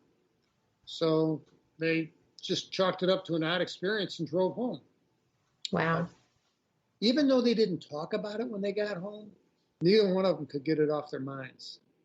And her husband said, Saturday, I got some time. Why don't we take a drive to Tonopah and have lunch. I can carve out a couple hours and then come back, and we'll go visit that little Christmas store because it's got to be there. And she says, oh, I'm so glad you said that because I'd love to do that. Let's do that. So that's Saturday in March of 1968. They made the drive back up to Tonopah and looked for the Christmas store. They were sure where it was, right at the 10-mile mark out of town. Nothing there. No sign, nothing, anything had ever been there. They turned around and they went to the stagecoach and had lunch, and they're still. She says, we just couldn't believe it, and she said, I asked our hostess or her waitress rather, when did they build a Christmas store up on the highway? And she said, waitress looked at me like I was nuts. And, no doubt. Wow. Yes, I would. So she said, yeah, we saw a store devoted to the holiday of Christmas north of town. And the lady's like, well, I don't know anything about a Christmas store, but you know what? The guy that runs this place is president of the Chamber of Commerce, and he's here. Why don't I send him over and you talk to him? Because if there's a new retail store, he's going to know about it. So she did. She sent the guy over, and they told their story to the guy, and he was very gracious, but he kind of looked at him like, oh, okay. No, nothing. No, nothing planned. He said nothing built, no construction, nothing. So they were baffled about that. And she said that they had nightmares about it that persisted for years. And the nightmares, I said, well, what did you see in your nightmares that scared you so bad? And she said what they would do is they would be parked. It was always the same nightmare. They would be parked in the car looking at this Christmas store and these lights, and something about seeing the shadows in the window and movement would just freak them out. And her husband would never talk about his dreams. But he would wake up screaming now and then too. And she said, look, I'm 76. I really think it's important that I share the story with somebody. So I'm telling it to you. And I said, well, I'll tell the world. And I believe her. I got an email from a guy in South Africa. How cool is that? A guy in South Africa read my book. And people are reading your books all over the globe, Terry. Those are great books. Well, thank you. I got an email from this guy who lives just outside of Johannesburg in South Africa. I don't want me to mention his real name or the name of the town, but it's a rural area where he lives. It's a farming community, and his family, his dad started this business, mechanical repair business. They repair automobiles and farm machinery, and tractors and the like. And I call him Byron, and Byron said that he got a call one day from a man named Duncan, who he knew very well, who said that he had a broken belt on his tractor and he was broke down. And Byron says it was interesting because when he wrote to me, he kind of mixes English with Afrikaans or maybe Dutch a little bit. So some of the words are a little different, and I had to ask for clarification. But interesting guy, and he says that he knew Duncan. He knew this tractor because he'd worked on it before. He grabbed the belt, hopped in his Land Rover, and drove over to find Duncan. He was at the edge of the property right where he said he would be, and he said that Duncan was, quote, he was in a tizzy. He was just upset about something. And they were both wearing sidearms. And I don't know, what the situation was in South Africa back then, but he said that Duncan had his firearm out of the holster. And he's like, what is wrong with you? What's going on? And he says, over there on the other side of the fence, well, not fence, but there's a hedgerow and a tree line that divides the boundary of Duncan's property from his neighbor's property. So Duncan is shaking, and he tells his friend, come on, I'll show you. And, Byron is thinking he's going to see, some kind of human threat on the other side of this thing. So they climb through the hedgerow and pop through the trees, and there's a big open grass field, and he sees 4 bullet-shaped aluminum objects sitting in this field, but they're about 4 feet off the ground, and they're all spinning, just incredibly fast, spinning. And they're parked in like a diamond configuration. And he asked Duncan, he says, how did you know they were here? And he said, they flew right over me. They flew right over the tractor as I was taking the belt off. And Duncan says, well, they're spaceships. And Byron says, there are no such thing as spaceships. He said, I bet you that they're from the Russians, or they're from the Americans, or, the Brits or somebody, but there's no such thing as a spaceship. And, Duncan's not convinced. And Byron says, now, Byron at this point puts his pistol back in his holster and says, I'm going to go and meet him all friendly-like. And he says that Duncan says, well, I'll cover you. And he says, I won't use the language, but he says, put the pistol away because you'll shoot me in my, made him and because Byron's all calm, but Duncan is kind of frantic. So he walks over to the nearest one of these spinning things, and he said it was the weirdest thing because he's worked with electromagnetic stuff before. He could tell that there was some type of electromagnetic field around this thing. He said the hair on his arm stood up, and he, quote, hailed it with the words, he used the word Hyeta, Hyeita, which I guess is Afrikaan, a greeting or something. So he says, Hyeta, and he said that the thing stopped rotating, slowed to a stop, and lowered to just about a foot above the ground, and that an arch-shaped door opened up, and he didn't see a seam, it just opened up on the side of this ship, shaped like a bullet, and opened up in an arch-shaped doorway, and there was a man in what he called a tinfoil suit with tinfoil boots, and he described him, these are his words, said that he appeared to be of the Mongoloid race, said that he had ears and a nose, but not much of either, and a small slit for a mouth. And he said that he spoke to him by thought transference. And I thought, that's an interesting, I'd never heard that before. I'd always heard telepathically. Right. Well, they're very similar. Yeah, very similar, same meaning.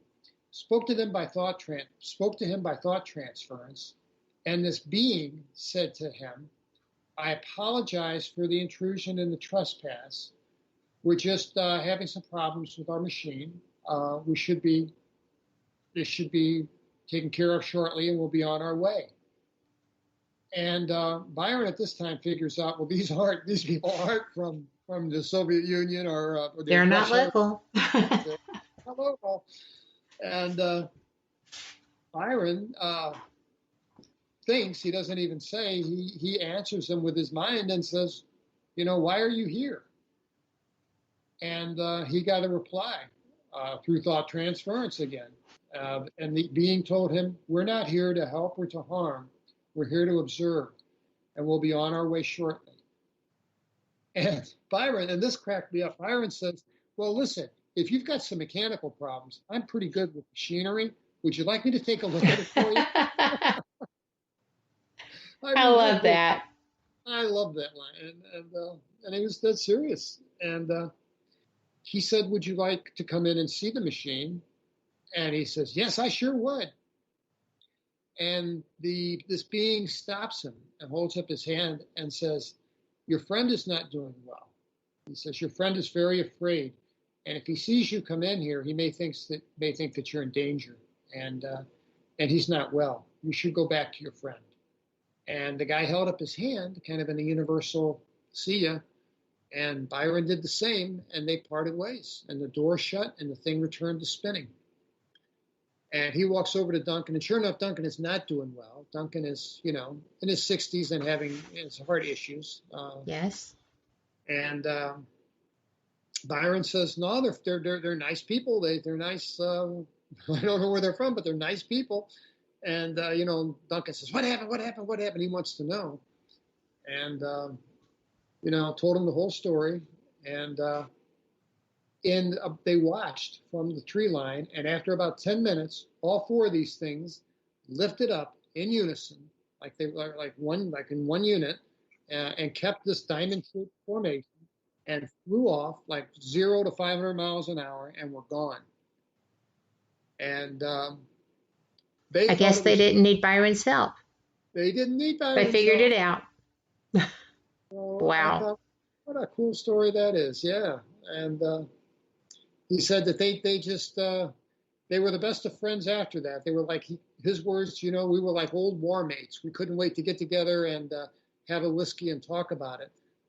But they never told a soul because no one would believe them, of course. But interesting, the neighbor's property where these things were sitting, there was the grass underneath was swirled. It was like a miniature crop circle. And then the following season, the grass didn't grow there. So I said, do you have pictures of that you could send me? And he says, no, I don't. And he said, but I saw it, but I didn't think to take a picture. Yeah, nobody. Well, probably pictures were not that common where they were at that time. But, I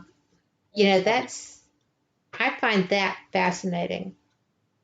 I especially like that he showed hospitality with his offer to help them if they should need that. Because that probably was not the response they were accustomed to getting should someone else have seen them somewhere. Yeah, I wonder what would have happened had he gone there with his gun drawn. And, he might have been a statistic. Sure might have been. Might have been in the book whenever David Paulides gets to South Africa. I know he's been to Australia. Yes. I've never spoken with him. I would love to interview him someday, but he's very difficult to find. But he never returns an email. He's never returned mine. Yes. I'm sure he's a heck of a good guest, and I'm sure he's a gentleman, and I'm sure he's very busy. I'm certain of that. Yes, I'm certain of all of those things. But he just strikes me as somebody that it would be fascinating to spend a couple of hours chatting with. But, so go ahead. I'm sorry. No, I was just going to say, I was going to meet David Paulides. He was going to be at the Ozark UFO Festival this year. Yes, and I was too. Yeah, and so we're going to do it virtually, I guess. Yes. So I am looking forward. I'm enjoying the virtual experiences. I've done all kinds of AlienCon virtual experiences and such, but I really miss face-to-face interaction and hugs. I do. You nailed it. I miss the handshakes, the hugs. I miss, the applause. I miss the people lined up to ask me questions, and that interaction is just, it's just not the same. No, it's not. And I get to meet great people like you. Well, thank you very much, and vice versa. Yeah, I've met. I remember I wrestled over publishing this book because I knew that my friends in the legal community would just be not understanding at all, and a few of them were not. A few of them were. A few of them called me up and said, "Have you lost your mind? What are you doing writing science fiction?" And I'm like, "It's not science fiction, man. This is the truth." Yes. And but a few others were supportive. But for the friends that I lost in the legal community, you know what? I've made so many good friends. I had no idea that there was such a large, healthy UFO culture, UFO community in this country, full of really nice people, full of really good people. And, a lot of them have been where you are with an experience that they were not comfortable sharing for, personal, relationship, business reasons. And they have also been having to kind of hide that from their spouse or their children or whoever. It's got to be a break to be able to get it out and just be able to say, yes, this happened to me. And I'm not crazy. Well, That's right. If I said that, people might have an issue. But, you know, I kid. But it's just, there's such a reaction so often. And it's really a hard thing, I would think, to come out like that. And, I mean, you're seeing your colleagues that you were afraid of how they would reacting the way you were afraid of. Yeah. So. You know, I'll never forget. First time I met Travis Walton, I'm like, hey, how you doing? Yeah, I had an experience too. And you could see him kind of roll his eyes, but he was polite. And then we ended up talking for 4 hours, you know. Right. And he's Calvin a very Parker, nice man, Calvin too. Yeah. And Calvin Parker is just my favorite. He is just he's got the greatest sense of humor. Yes, he does. He's got that accent thing where he kind of talks sideways, like that chef used to be on TV. Yeah. But yeah, he's got the coolest accent and some of the greatest stories and a great storyteller. Yes. And just a nice man. I don't know. So. He is everyone that I have talked to who has gone through these experiences, Travis actually was very reticent. But I was doing a paranormal investigation, and this guy was on my way to it, and this guy was messaging me, and I had no idea who he was because, you know, I don't chase celebrity.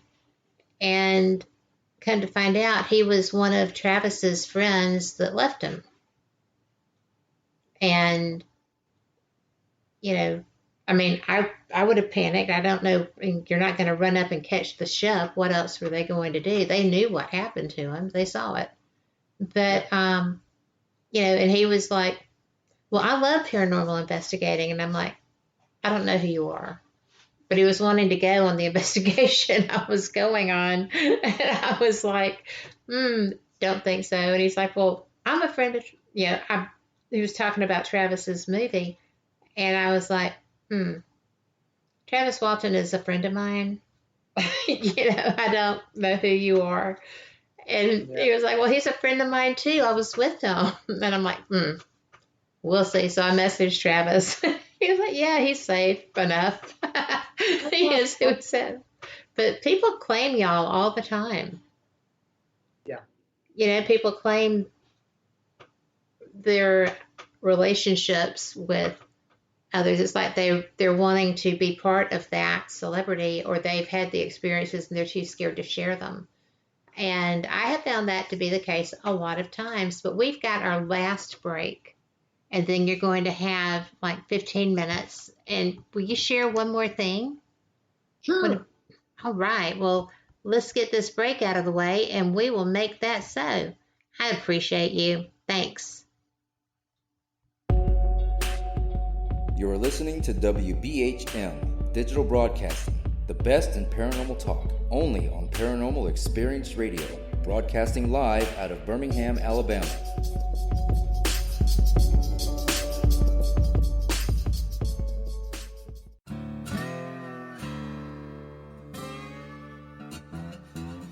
Oh, come on. I'm Southern, but...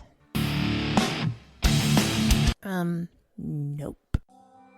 That'll do. Hello. I am Kat Hobson, host of Paranormal Experience here on WBHM Digital Broadcasting out of Birmingham, Alabama. I enjoy having guests from all areas of the paranormal, from ghosts to ufology to cryptids and beyond. You'll find some of the best researchers in their fields bringing you some great information. Join me on Wednesday nights from 8 to 10 p. Eastern here on WBHM Digital Broadcasting. Since 1948, Fate magazine has brought you reports of the strange and unknown, all of them true. Fate Radio is carrying on that tradition, bringing you the unusual, macabre, strange, and bizarre. Join host Kat Hobson Sunday nights from 8 to 10 p.m. Eastern on WBHM Digital Broadcasting.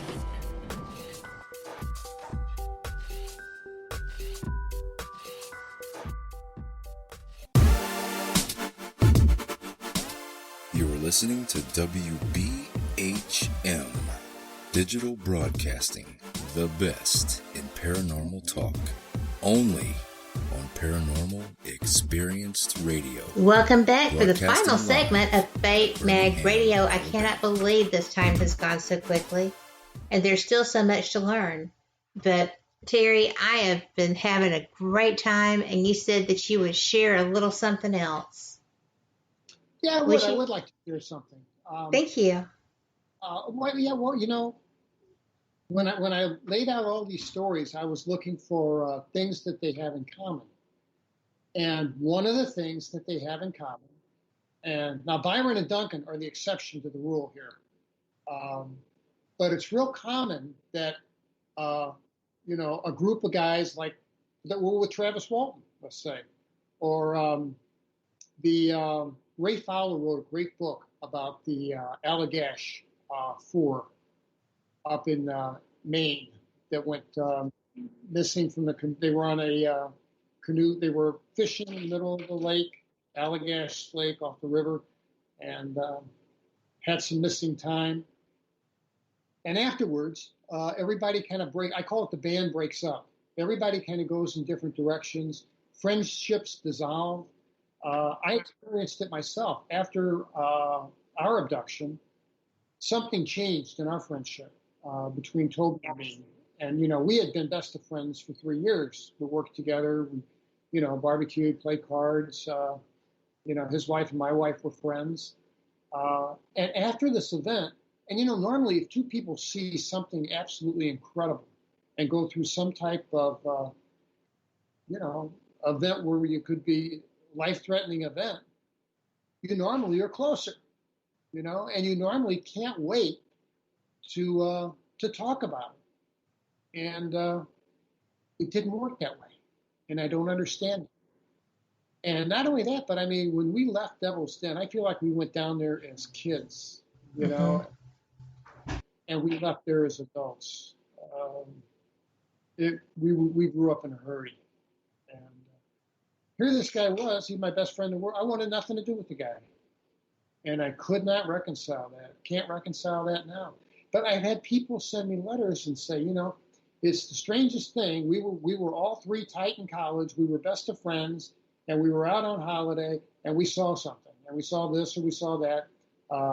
Because I literally have 100 of these emails from people saying that they witnessed something. And then immediately afterward, for whatever reason, the band breaks up. Everybody goes in a different direction. And, right. And that seems to be common. And I just wonder, where does that come from? Is that has to be their influence? Because that's certainly not human nature. Human nature is more like, Byron and Duncan. Let's get together and have a whiskey when we're by ourselves and no one can hear us and we can talk about it again. Well, but didn't Toby have a much more traumatic reaction than you did? Like, even the next morning, wasn't he just in such a panic to get out? Toby was. Toby did have. Whatever they did to me, they gave him a double measure. And I saw this with people, too, where two people would have an abduction experience, and one would come back and recover and do well, and the other wouldn't. I had a 63-year-old nurse anesthetist from Oklahoma contact me, and she told me that when she was 9 and her younger sister Molly, when they were 9 and 7 respectively, they went to their grandparents' farm in Oklahoma, and they went there every summer for a week, and it was like vacation time, and they had fun, and they could play on Grandpa's farm. The front yard was beautifully manicured, and they could run. They had the run of the place, and but there was a berm, like a big mound of dirt with a road on top that separated the front of the farm from the back of the farm.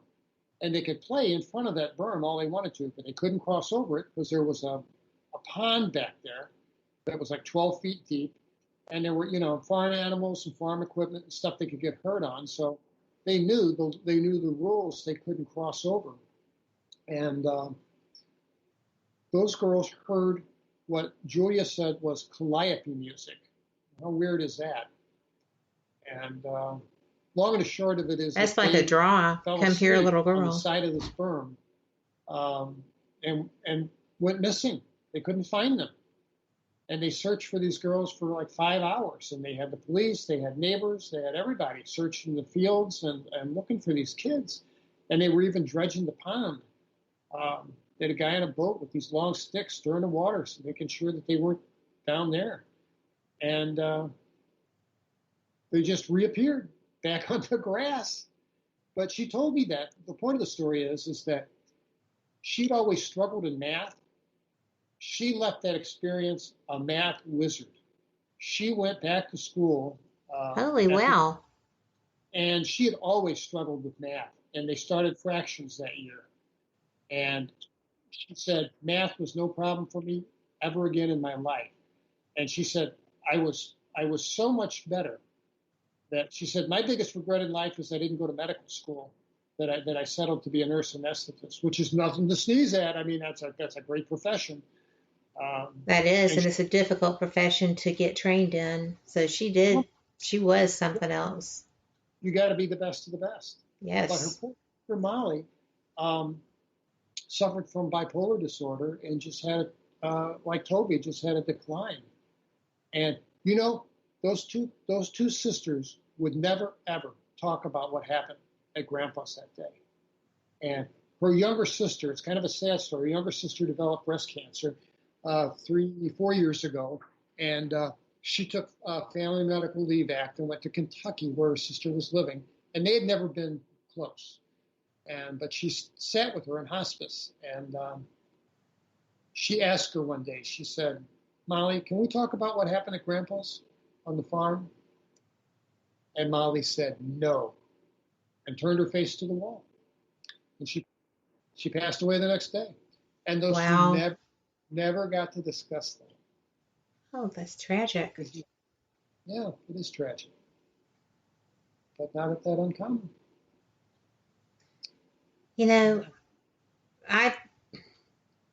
know that people are so reticent most of the time. It must have been such a relief to get to the end of your book and see the invitation to come and discuss their experience. Because of people like Molly and people like Toby, there's no place that's safe for them to really do that.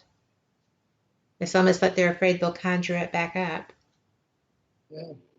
And I know there are people right now listening to us who've had an experience they're living with. And it can be hard. But you know what? Well, you're sure not alone. I had no idea how many people, 1,500 people have shared with me. And there's just, you're not alone. There's a lot of us out there. I think that's what surprised me the most when I started going to these conferences. The first one I did at Contact in the Desert a few years ago, back when we could travel, was just my first time really seeing people who had had experiences. And I actually went into a closed room and people, well, it wasn't closed, but it was only a group of people sitting by a window. It was a huge group of people. And I had stumbled into an experiencers group. And I didn't stay because I felt intrusive. But there are so many people who do seek out someone to talk to, right? They're looking for a way to get this out. And when you compare, I think those are the people who shared experiences similar to you and Calvin. Calvin, of course, hid, but when he came out with his experiences, when Philip found him, it was actually, I think, a good thing for Calvin. And Travis, I'm not sure if it was a good thing for him or not, because he's very friendly, but he's also very closed. He's kind of in the middle of that road. But what happened to him, I've heard him tell it, and I wouldn't want to experience that. So it's just different for everyone, isn't it? It is. It is. Yeah. And squeeze this in just real quick. I got a letter from a lady, email from a lady who is a member of the NDE community, near-death experience community. And she asked me, she said, have you ever considered the things in common between the UFO community and the NDE community? And I never did. I never gave that a thought. And I don't have time to go over the commonalities we discussed, but they're both life-changing experiences for darn sure. And I think there is something in common with all this stuff. There's a thread of commonality that runs through ghosts and Bigfoot and NDEs, and I'm going to have to write a book about that. You are, and you're going to have to come and talk to me about that, because I have been noticing that too. I've got, years ago, I interviewed, oh, good grief, the gentleman who created the term NDEs, the life after death, Dr. You wrote Life After Life. Life After Life, yes. What's called? But it was, well, I could call him. I've got his number in my phone, but I can't think of his name. But I hate when that happens. It's just another, brain food. I'm recalling his name too, I swear. And I just think that, when I interviewed him, he is actually very interested in Greek philosophy and stuff. And so I was afraid that I wasn't going to be able to keep his interest. And it was actually a great show. He was very open. And the things that he shared were very similar to UFO, not just basic experiences, but actual abductions that people could recall. And to me, that was even more interesting. Raymond Moody, Dr. Moody. Yeah. I'm so glad that came back. Yeah, he's got a doctorate in philosophy as well as an MD. Yes, and that's his bailiwick now. So, but he was brilliant. But because of my conversation with him, I had a friend show up in my chat room that I did not know had been one of his original subjects. And so I was able to talk to her about that later. And it is shocking how akin these things are. Yeah. Yeah, it really is. It really is. Boy. That's another conversation that we should pick up sometime. Well, next time I see y'all, or the next time you come in, or both, or all. I'm 32,000 words into this book. I hope to have it finished by May. And and tell you about it, because I bet we have some things in common in that too. I bet. I would love it. Well, let's book that once you get that baby out. You are really on fire with your writing. I have been. Yeah. I'm so glad. Is it cathartic? It is. Good. I'm glad. But we're out of time. I can't believe it. That's not fair. I know. Well, we are going to do this again. I am so thankful for your joining me tonight.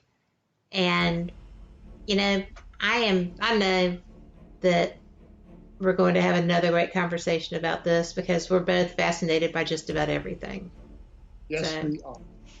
Well, we are we are out of time. And for everyone listening, I hope that you have enjoyed, whether you're listening live or by rebroadcast or podcast. If you've downloaded, I hope that you really take stuff home from this conversation, because there were so many facets. And Terry, thank you again. I do want to let people know that I know that this world is changing on us so fast. But you know what? If you don't like what you're seeing, you can change that. You can manifest that, you know. Be the friend you'd like to have, the spouse you wish that you had. I'm fortunate in mine. I know most people probably feel that way. But, you know, you can change your world, just your world. You think people can't see you smile, but those eyes say it too.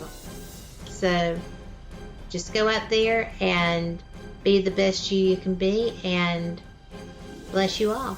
I will see you next week. Thank you for being here. And thanks again, Terry. Thanks so much. Take care. You too.